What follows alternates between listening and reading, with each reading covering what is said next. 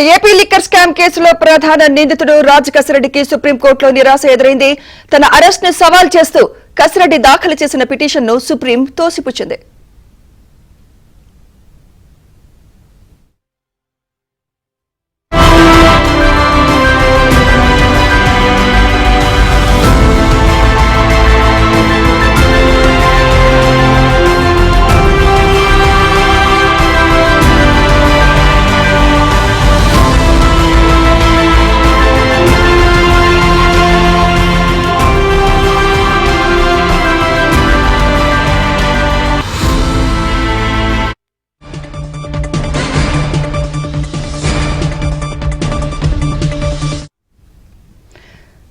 రాజ్ కసిరెడ్డికి సుప్రీంకోర్టులో చుక్కెదురైంది.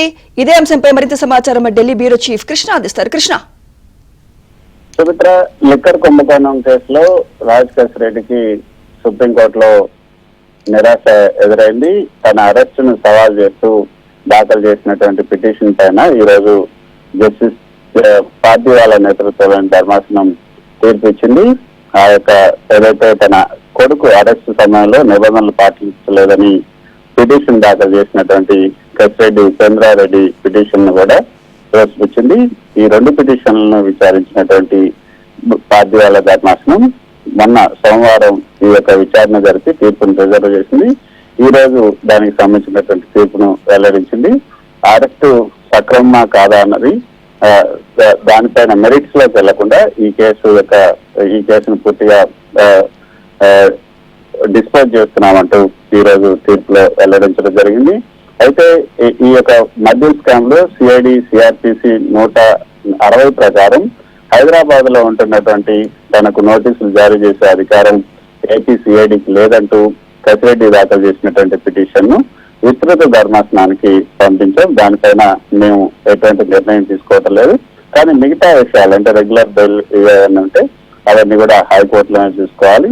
తాము ఇక్కడ విషయాలన్నింటినీ కూడా ప్రస్తావించడం లేదంటూ ఈ రోజు ధర్మాసనం స్పష్టం చేసింది. సో మొత్తానికి తన అరెస్టు సక్రమం కాదు, తన అరెస్టు అక్రమం. తన హైదరాబాద్ లో ఉంటున్నటువంటి తనకు ఏపీ సిఐడి ఈ యొక్క నోటీసులు జారీ చేసే అధికారం లేదంటూ కసిరెడ్డి అదేవిధంగా ఆయన తండ్రి ఉపేందర్ రెడ్డి దాఖలు చేసినటువంటి పిటిషన్ ను ఈ రోజు సుప్రీంకోర్టు పూర్తిగా తోసిపుచ్చింది.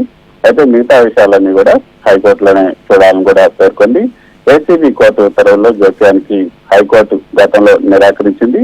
ఆ తీర్పును కూడా కసిరెడ్డి తండ్రి ఉపేందర్ రెడ్డి నెల 9వ తేదీన సుప్రీంకోర్టులో సవాల్ చేశారు.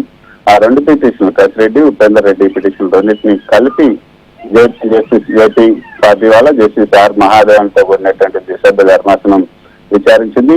ఏపీ ప్రభుత్వం తరఫున సీనియర్ న్యాయవాదులు సిద్ధార్థ్ అగర్వాల్, అదేవిధంగా పిటిషనర్ల తరఫున సీనియర్ న్యాయవాదులు మహేష్ జట్మలాని, పొన్నవల్ సుధాకర్ రెడ్డి, న్యాయవాది రమేష్లు పాల్గొన్నారు.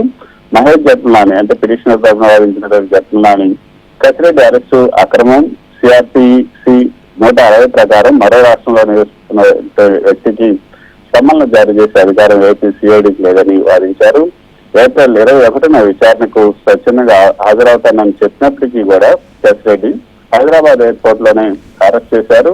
అరెస్ట్ చేసినప్పుడు లేని సెక్షన్లోని కుట్రపూర్తిగా రిమాండ్ రిపోర్ట్ లో చేర్చారని కూడా ఆయన వాదించారు. అరెస్ట్ చేసినప్పుడు 409, 420 సెక్షన్ల ప్రకారం అదుపులో తీసుకున్నారు.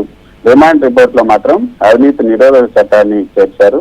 సో రాజ్ కసిరెడ్డి ప్రభుత్వ ఉద్యోగిగా లేనప్పటికీ కూడా ఆయన గతంలో ముఖ్యమంత్రికి ఐటీ సలహాదారుగానే పనిచేశారు. కానీ ఆయనకి ఈ పాలసీలకి సంబంధం లేదు, ఎక్సైజ్ పాలసీకి కసిరెడ్డికి ఎటువంటి సంబంధం లేదని వాదించారు.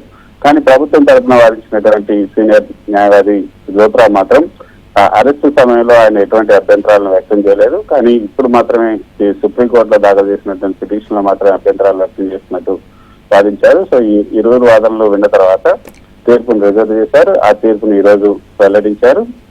రాజ్ కసిరెడ్డి ఆయన తండ్రి దాఖలు చేసినటువంటి పిటిషన్లు తోసిపుచ్చుకు ఈ రోజు తీర్పు ఇవ్వడం జరిగింది. Sumitra, thank you Krishna.